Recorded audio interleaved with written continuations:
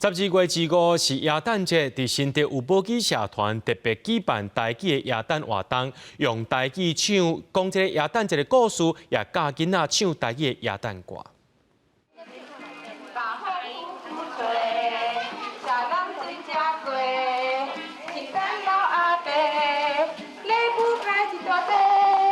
对音乐跳舞，用台语唱圣诞歌，旋律真熟悉。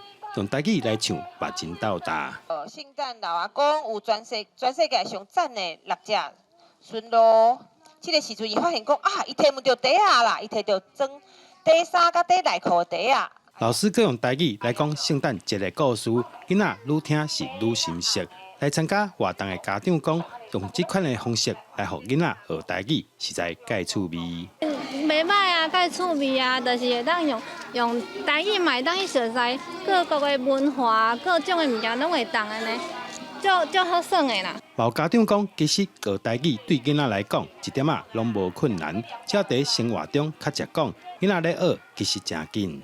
困难的所在，囡仔无啦，大人有啦。大人会想讲，伊即摆甲你问这，你都袂晓讲一寡专有名词，你袂晓讲的时阵，你就可能爱去手机去查看卖啊，是啥呢？